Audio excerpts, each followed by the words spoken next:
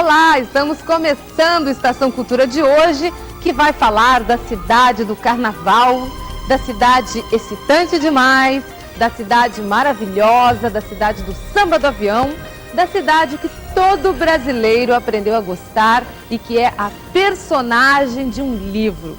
É Rui Castro, que já fez a biografia de pessoas, como Garrincha e Nelson Rodrigues, de um movimento musical, como a Bossa Nova, vem ao vivo falar da biografia de uma cidade. É Carnaval no Fogo, a história do Rio. A gente faz também uma viagem através do América Latina em dança.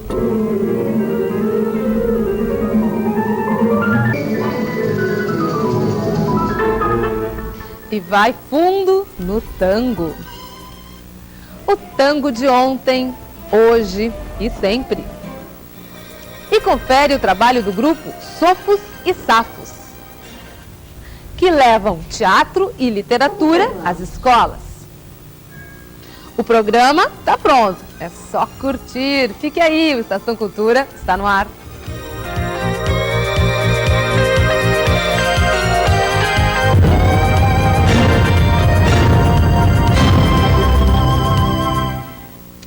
Um dos desafios da Feira do Livro é a expansão e a internacionalização, sem deixar de ter o seu aspecto local, simpático, com a cara da nossa aldeia. E cada vez mais recebemos escritores de fora do estado, fora do país. Nós vamos conhecer agora o escritor Barnabé Lé. Ele é um africano que mora há muitos anos em Paris. Médico, mas a sua grande paixão é a literatura, principalmente poesia e romance. Autor de vários livros lançados na França, Barnabé é daqueles casos, muito conhecido no estrangeiro e pouco reconhecido no seu país de origem.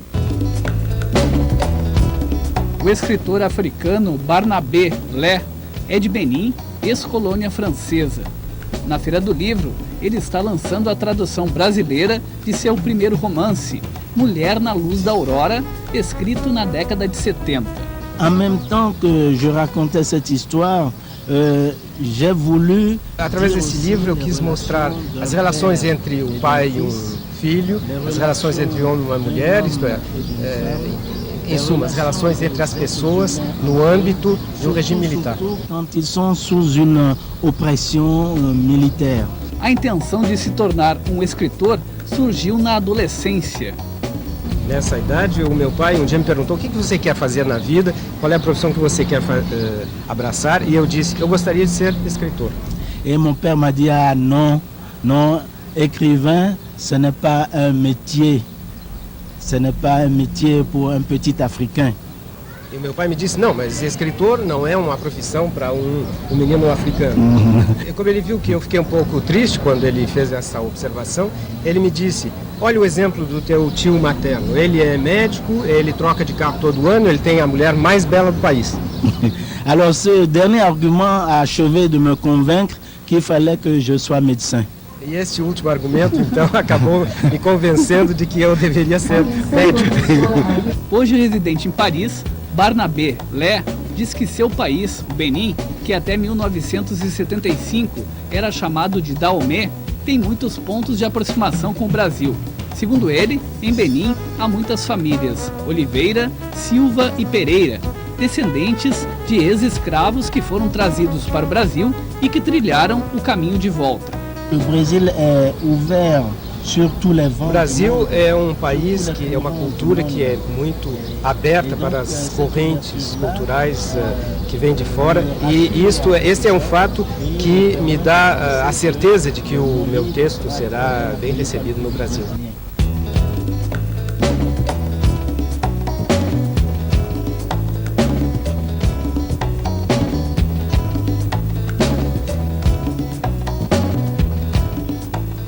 Legal, né? Muito bacana o Barnabé.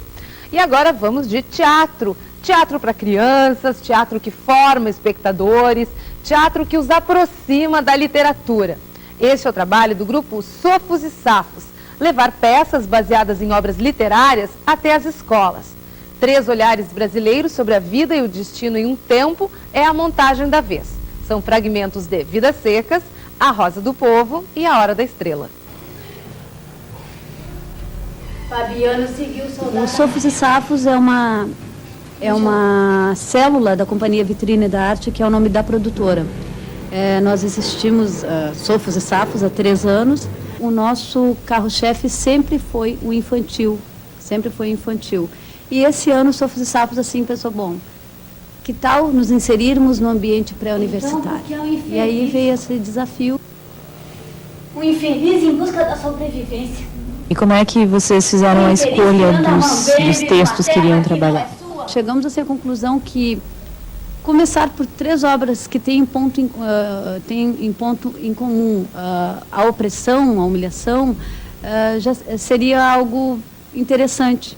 E aí, então, escolhemos A Hora da Estrela, A Rosa do Povo e Vidas Secas. Lemos os livros, estudamos e fizemos um resgate de fragmentos mais importantes, o que a gente achava que cabia mais colocar em cena. Tudo no mundo começou com 5. A gente acha, acredita, que isso incentive eles à leitura.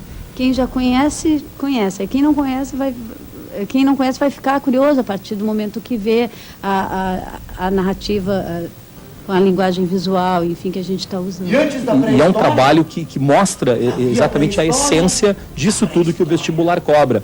Eles não cobram questões do vestibular para saber se os nossos alunos têm a capacidade de memorizar textos ou de memorizar datas, obras e autores, não é isso. Eles querem o raciocínio do nosso aluno em função de um momento da história que é oportunizado através de uma obra literária e que agora, felizmente, é também associado ao teatro para que eles possam contextualizar tudo isso. Única parenta sua no mundo.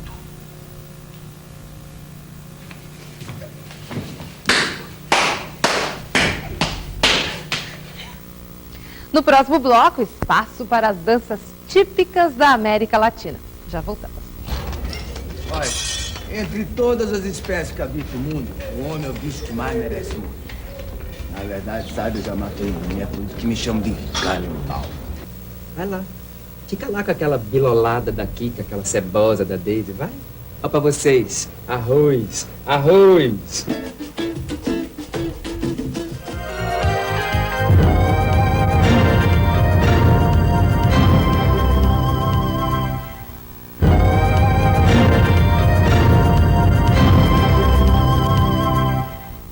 Um resumo do que há de mais característico na dança da América Latina é o que pode ser visto a partir de hoje no Teatro do Sesc. Confira.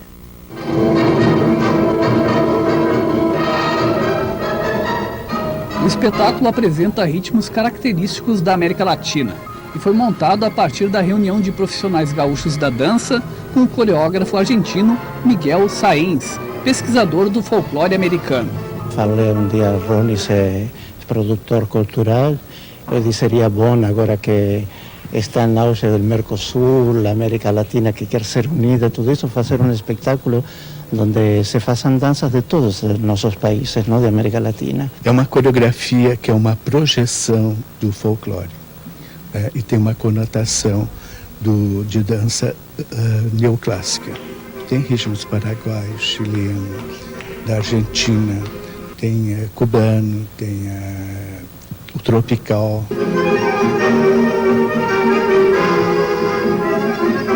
Todos nossos ritmos têm origem em los verdaderos autóctonos de América, ¿no?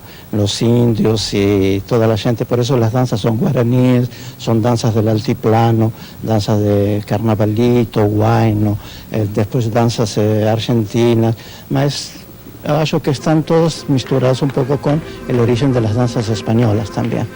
Além de Miguel Sáenz, também assinam coreografias Dione Penha Zanata e Paulo Pinheiro. A gente está trazendo 2 tangos com coreografia minha e da minha esposa, da Lisiane, que é Canário em Paris e Mola Comparsita. Estou colaborando junto com o Miguel com coreografias do folclore paraguaio. Na estampa do Paraguai nós trouxemos a polca. E logo a seguir nós trouxemos uma cueca chilena, né? Também é o ritmo e a dança, acho que mais representativa de todo o Chile, né?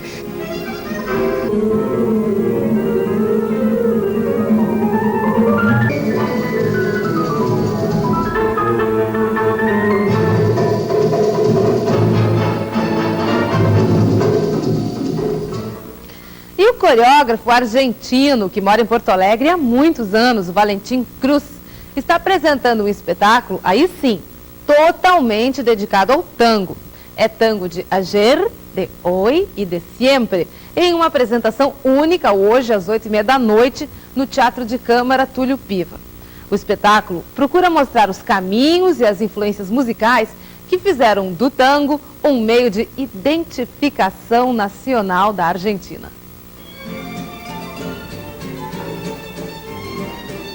Recordamos la llegada de los inmigrantes, los ritmos de América, la guajira, la habanera, que conjuntamente con el tango andaluz y la música del sur de España influyeron en nuestra milonga.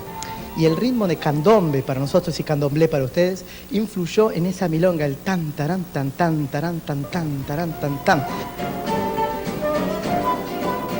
Para montar o espetáculo, o coreógrafo conta com os bailarinos gaúchos da Companhia del Tango Rio Platense. Comecei a dançar tango na Alemanha, aprendi lá dançando, fazendo aula e indo a bailes. E quando eu cheguei em Porto Alegre, em 2000, eu conheci o Valentim e desde então comecei a trabalhar mais profissionalmente com o tango. Eu comecei em 1997, eu tinha 13 anos, comecei bastante jovem em uma academia em Porto Alegre. Até então eu conheci o tango, me apaixonei e danço já há 6 anos, é minha paixão atualmente. Há ainda participações especiais. A cantora Glenda Ávila. Em 81, eu fui morar em Buenos Aires e fiquei uns 3, 4 anos por lá. Foi nessa oportunidade que eu, vamos dizer, me encantei, não só com a melodia e com o ritmo, mas com as letras de tango, com a qualidade poética das letras de tango. E os músicos que tocam ao vivo. El tango como el rey de este espectáculo va a ser el tango, pero queremos entrar también en otros ritmos como la milonga, la habanera. Es un poco contar cómo nació el tango. Que el tango nació con flauta y guitarra y violín. Por eso que hemos convidado a nosso amigo Plauto Cruz. Eu gosto muito do tango, milonga, toda a música latino-americana, lá do Plata, eu gosto muito. É uma alegria, é um prazer a gente compartilhar, estar juntos, faz muito a cabeça da gente, é tão bom, faz bem para a alma.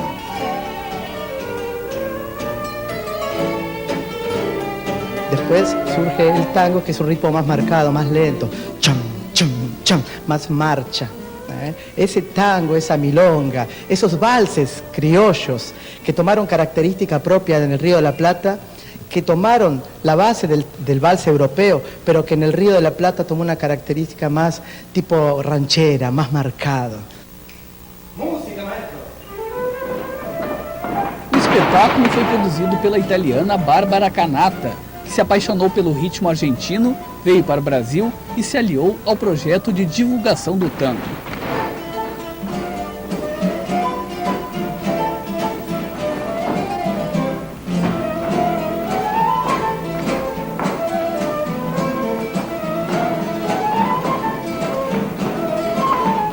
Bom, e depois de falar em música argentina, vamos agora à música aqui da terra. Começa hoje a 19ª edição do Musicanto. O evento premia os temas instrumentais e as canções, divididos em mais de 10 ritmos sul-americanos.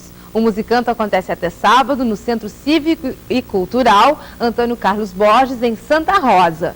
Mais informações, o telefone é o 55-3512-6854.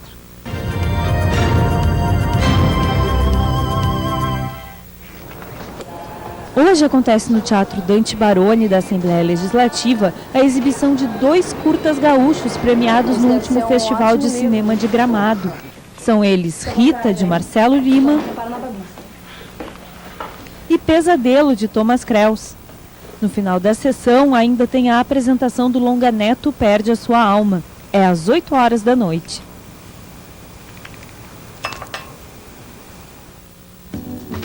A mostra ícone do Brasil, na 4ª Bienal do Mercosul, exibe um dos mais famosos artistas do circuito internacional. Gaúcho de Cruz Alta, residente em Nova York, Sancler Semin criou a Super Cuia, obra que será doada para Porto Alegre no fim da Bienal.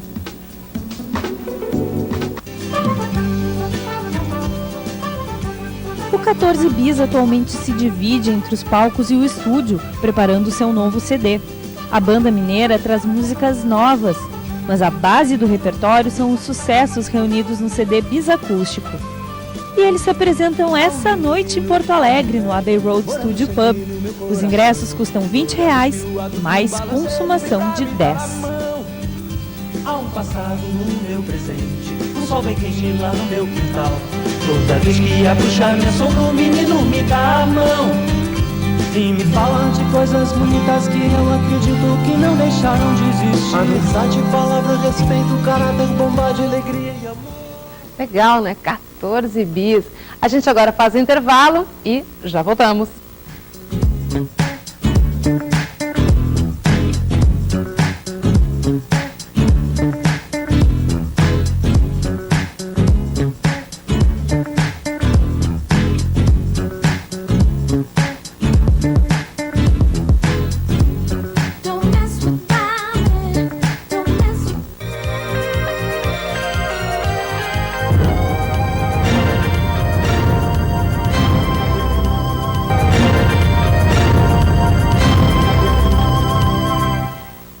O maestro Klaus Treuher é especialista em trilhas para cinema. Ele já trabalhou com grandes nomes da sétima arte, como Stanley Kubrick. O Klaus passou pelo Brasil e conversou lá em São Paulo com o pessoal do Metrópolis e a gente confere agora. Você sabe qual instrumento é tocado nesta trilha sonora?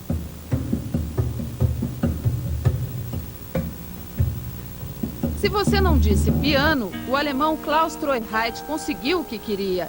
Este mistério é do que ele mais gosta ao compor música para cinema. You should start listening more. As pessoas precisam aprender a ouvir mais. Quando alguém me vê tocar piano preparado, a atenção vai para a performance, não para o som. No cinema, não. Além de tudo, durante um filme, muita gente que jamais iria a um show meu ouve a música que eu fiz. But for the film, there are so many possibilities. É engraçado, mas para o cinema parece que as possibilidades são maiores. Nos meus shows, eu só toco música acústica. Nos filmes, é uma alucinação. Muito do que acontece na tela não ocorre na vida real. E a música tem que não só acompanhar, como ser tão fantástica quanto as imagens que se apresentam. A música quase minimalista que Klaus Treuher compõe para o cinema é uma mostra disso. Ele é o autor de trilhas para alguns filmes do finlandês Aki Kaurismäki. Interessante ela ser incompleta, ela não ser pesadona, com ritmo, harmonia, melodia, gente cantando. É importante ela ser incompleta porque você completa com a imagem, sabe? Você não fecha todo o espaço, já não cria toda a imagem sonora. Um exemplo disso é a trilha que Lívio Trachtenberg compôs para o filme Um Céu de Estrelas, de Tata Amaral. Através da Janela também foi trilhado por ele, entre outras produções nacionais que o músico participou. A diferença básica para mim é que para música de concerto você não tem que narrar nada, é fantasia pura. A música não tem que dizer nada, a música tem que dizer música. É a curtição do som, do ritmo, da harmonia, é a música falando como música. E na música aplicada, música de cinema, trilha sonora, vídeo, teatro, dança, a música fica com a incumbência de dizer alguma coisa, ela está dentro de uma narrativa. Então você precisa criar uma narrativa sonora. Aí, o que está acontecendo? Essa questão do mercado, de fazer filmes comerciais que virem CDs comerciais, está se impondo de uma forma muito grande, meio onipresente nas produções recentes. E o que acontece é que a música de cinema vira uma extensão da música popular, que, no meu ponto de vista, empobrece a música de cinema. Por exemplo, desde o Orfeu, do Cacá Diegues, de todos esses filmes do Cacá Diegues, que meio abriu isso desde o Bye Bye Brasil, esse filão, né? Até esses filmes recentes, Eu Com Eles, né? Todos eles estão muito montados, a trilha sonora já em relação com o mercado. Agora então escolhe um filme e uma trilha pra gente encerrar a matéria. Todos do Kubrick, desde o Doutor Fantástico até Laranja Mecânica, todas as trilhas que o Kubrick montou são maravilhosas.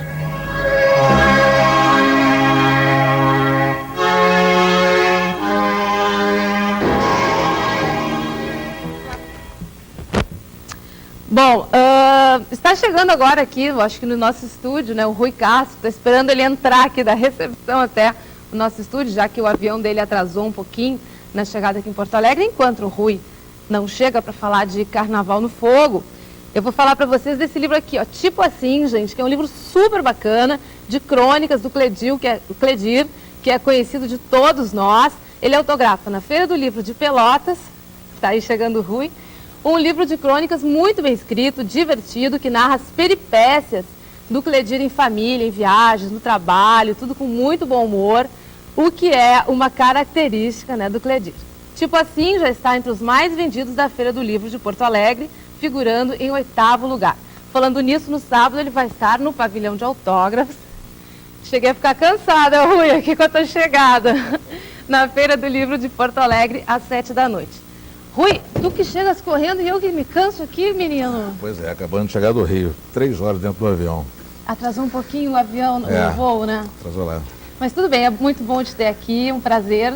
Obrigado. Estar aqui no Estação Cultura. Rui está aqui hoje em Porto Alegre para autografar então Carnaval no Fogo, que é, Rui, de novo, um daqueles teus livros que não dá para parar, né? Já deu? Pô, maravilhoso, Rui, excelente. Não, e o bacana, Rui, desse livro, é que todos os brasileiros aprenderam a amar o Rio. A gente ama o Rio. E a gente teme o Rio. Com o teu livro, a gente passa a entender o Rio. O Rio realmente é a cidade de todos os brasileiros, né? Quer dizer, pessoas de todas, durante 500 anos, quer dizer, pessoas de todas as partes do mundo, de todas as partes do Brasil, foram para o Rio, se integraram no Rio, se tornaram cariocas e fizeram do Rio o que ele é, né? Bom, gente, olha, tá aí, estamos mostrando aí Carnaval no Fogo, crônica de uma cidade excitante demais. É uma biografia, né? Não é uma biografia de uma cidade? Não, digamos que seja uma... Eu acho que é isso mesmo, é uma crônica, né? Quer dizer, a crônica que é uma conversa fiada. Só que essa é uma crônica de 250 páginas, é uma longa conversa fiada, como quem tivesse passado assim, a noite inteira no botequim falando da cidade, né? E indo ao passado, contando histórias, né? do presente, do passado. Quer dizer, esse livro foi muito feito na base assim, da observação das coisas que eu vejo na rua, né?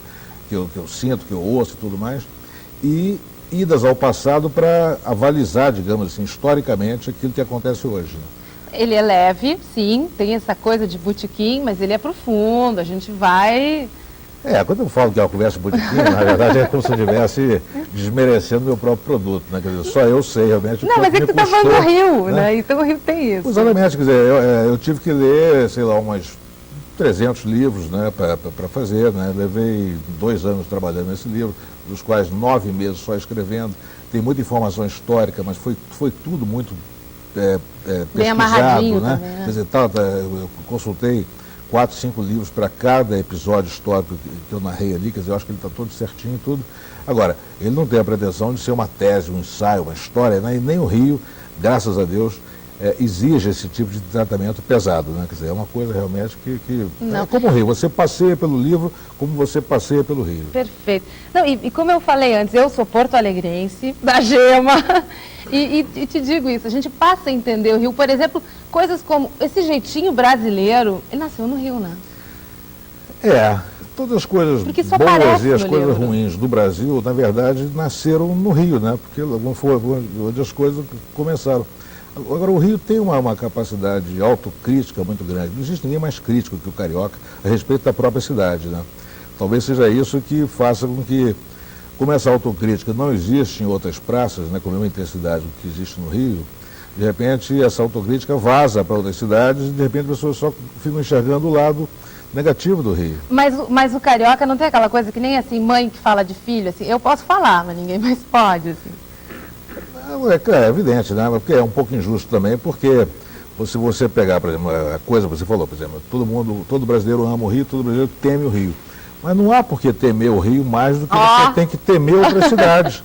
O Rio não é campeão brasileiro não vou dizer que nem futebol, evidentemente, mas não é campeão brasileiro em nenhuma estatística relativa à violência. Em nenhum item da violência o Rio é campeão brasileiro. Então, ele está em terceiro ou quarto. De figurar em noticiários apenas. Ah, sim, ele é campeão do noticiário. Isso você pode ter certeza, né? Qualquer coisa, a galinha pula o muro do vizinho, isso já sai direto em todos os canais, né? Quer dizer, coisas corriqueiras que acontecem em todo lugar, no Rio ganha uma dimensão exagerada, como sempre foi, né? Isso não é novidade, né? Tem 500 anos que é assim. Bom, Rui, realmente o livro é bárbaro, gente. Quem sou eu aqui, mas vou recomendar Carnaval no Fogo, Crônica de uma Cidade Distante Demais, que tu vais estar autografando hoje às 20 horas no pavilhão de autógrafos da feira, que tu já estiveste, por sinal, aqui na nossa feira outras vezes.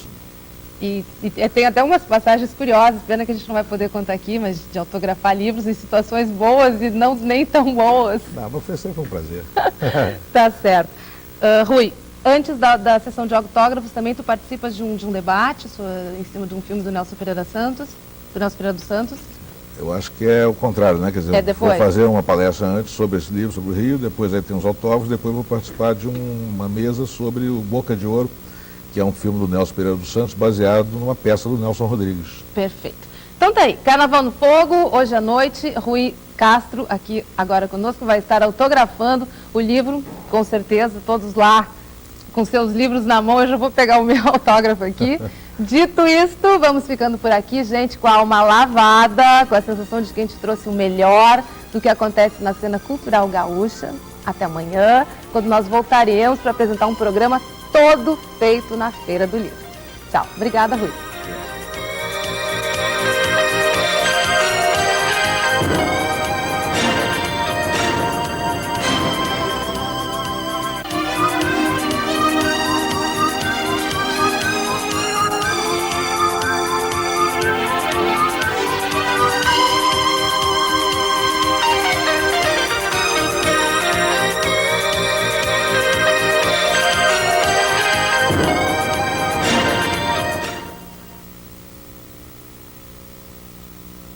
Uma baita de uma pauta.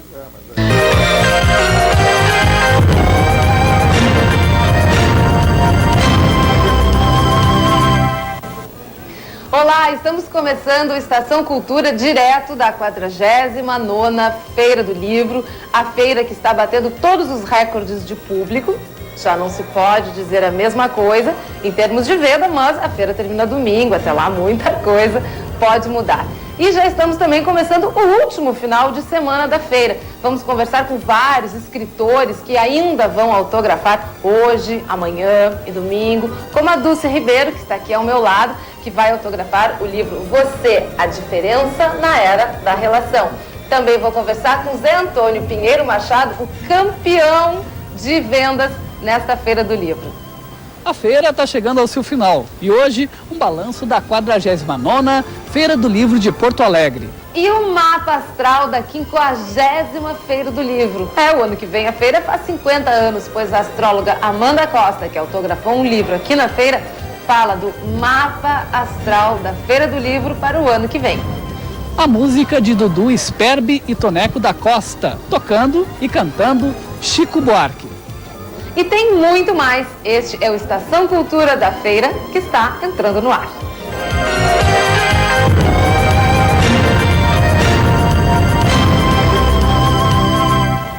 Bom, e eu estou aqui com dois escritores que estão lançando livros na feira. Dois escritores, posso falar isso? José Antônio Pinheiro Machado, que é o campeão de vendas da Feira do Livro. Está com 3 livros entre os 10 mais vendidos da feira. Pois é, né? Tu vê que coisa. Não, eu acho que as pessoas receberam bem aí esse trabalho que a gente está fazendo aí, um trabalho de divulgação e também muito que,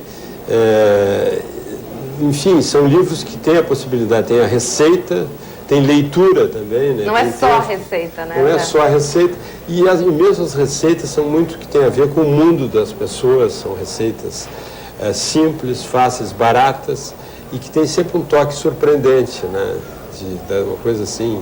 E eu acho que isso tem sido um determinante, assim, na aceitação do grande público. Porque as pessoas querem coisas que têm a ver com o seu mundo, né? Não adianta eu vir com receitas de coisas mirabolantes, coisas fantásticas da cozinha tailandesa, da cozinha de Xangai, porque tudo bem, até com curiosidade no primeiro momento, mas e hoje até com a questão da crise, né, a Feira do Livro aí, as vendas estão bem abaixo do que se esperava, a crise econômica é uma realidade, né? Então, eu acho que o que aconteceu, o livro ele é uma coisa que vai servir como um lazer e como uma ferramenta para as pessoas. Perfeito. Bom, antes de eu continuar com o José Antônio, que na realidade já era uma apresentação aqui dos meus convidados, também está conosco a Dulce Ribeiro, que está autografando nessa sexta-feira, hoje, às 8 da noite, Dulce. Às 8 horas. O livro Você, a diferença na era da relação, da qualidade em serviços, a qualidade em conversas. Bom, Dulce, eu particularmente me interessei muito por esse tópico aqui, a qualidade em conversas. Eu também, me interessei bastante. Dá para dar algumas dicas? Vou botar na minha lista. Eu vou ficar todo o tempo conversando aqui.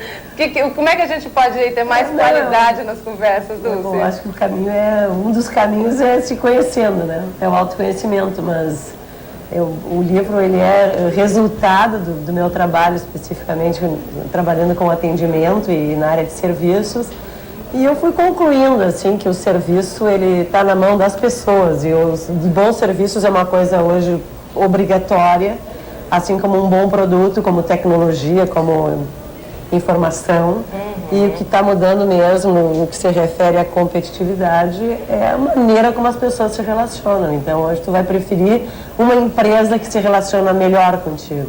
Tu vai preferir um vendedor que se relaciona melhor, uma pessoa... Nem que tu não percebas isso, né? Exatamente. Em qualquer situação, a relação está valendo ouro. Então as pessoas estão valendo ouro. E nesse sentido, eu acho que nós estamos muito atrás, muito aquém da tecnologia. A tecnologia está muito melhor do que nós. E aparentemente seria tão mais simples, né, Dulce? Então hoje tu vê pessoas... Eu gostei muito, até cito isso no meu livro, que a Lia Luft, quando faleceu uma jovem aqui em Porto Alegre, com 20 anos mais ou menos, pessoa conhecida da nossa cidade, e ela fez um texto no jornal, mandou publicar uma mensagem para a família, e ela disse que lastimava que algumas pessoas não tinham recurso interior. E eu acho que o que está nos faltando é recurso interior, é a capacidade da gente ter recurso para poder ser legal, para poder se relacionar, para ter qualidade, para ter cuidado, né? Como diz o Leonardo Boff, cuidado, sem ponto de exclamação. De cuidar das coisas. Eu acho que esse resultado do sucesso aqui do nosso querido gourmet é isso, né? É o cuidado com as coisas. Eu estava vendo aqui feijoada trifácil. Aí eu comecei a ler, é trifácil. Eu vou mostrar os livros do José Antônio, tá esperando. É tu te relacionando bem com as coisas, cuidando delas, tendo cuidado, delicadeza, sutileza, né? Então acho que é isso que... Claro que o livro, ele fala muito dessas coisas, né? Da relação mesmo, que o serviço é obrigação, tu vai querer ter um bom serviço e querer que cumpram o que te prometem, né, em qualquer lugar. Isso aí é uma coisa, essa questão do serviço, eu vejo na área que eu funciono, assim, essa área de gastronomia, é o serviço não, porque as pessoas têm aquela coisa assim, o restaurante, como é que é o serviço com o garçom que fica puxando o saco do cara que está sentado, não é isso. É uma questão, que aí seria uma questão adjetiva só, do cara que fica tentando te agradar, na verdade te distrair e te enganar, né? Mas é um serviço do ponto de vista substantivo, né? Aquilo que é o cara que vai te esclarecer, que vai te dar não, isso aqui não está bom, isso aqui está bom. E aí tem que ter uma condição de se relacionar. Exatamente. Através do conhecimento, uma palavra até piegas, mas é da simpatia. Pessoas mais simpáticas ficarão mais tempo no mercado. Olha só. Assim como empresas mais simpáticas. Tu quer ser atendido por uma empresa simpática, alguém que diz a que veio, assim, né? Não essa simpatia eletrônica. Senhora, agradecemos a sua ligação, não é isso? E bota uma musiquinha. Bota uma música que fica horas, né?